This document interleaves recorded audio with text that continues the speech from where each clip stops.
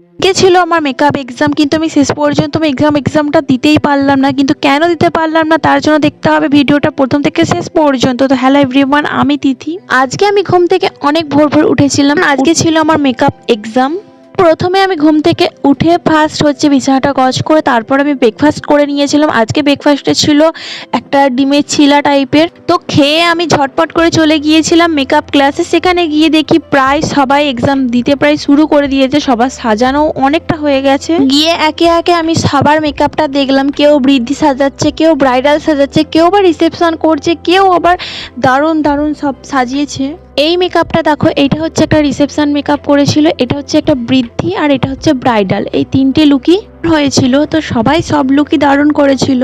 তো এবার বলি যে কেন আমি এক্সাম দিইনি। আসলে সেদিনে এক্সাম ছিল 8টা থেকে, আর আমি গিয়েছিলাম 12টার সময়। তো অলরেডি সবাই এক্সাম দিতে স্টার্ট করে দিয়েছিল। এক্সামের টাইম ছিল 8টা থেকে 2টো। তো আমি যেহেতু 12টায় গিয়েছিলাম, তো সেই মুহূর্তে গিয়ে 2টোর মধ্যে কমপ্লিট করা আমার পক্ষে সম্ভব ছিল না, সেই জন্য আমি মেকআপ করিনি।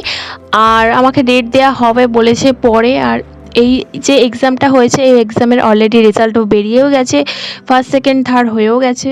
তোমরা আমাকে জানিও যে প্রত্যেকটা মেকআপ কেমন হয়েছে, আর আমি লাস্টে ফার্স্ট সেকেন্ড থার্ডকে দেখিয়ে দেবো যে ফার্স্ট সেকেন্ড থার্ড কে কে হয়েছে। তোমরা জানিও যে প্রত্যেকটা মেকআপ কেমন হয়েছে। সবাই কিন্তু ফার্স্ট টাইমই করছে, মানে বিগিনার সবাই, কেউ কোনোদিনও শেখেনি, এখানে এসে শিখেছে ফার্স্ট।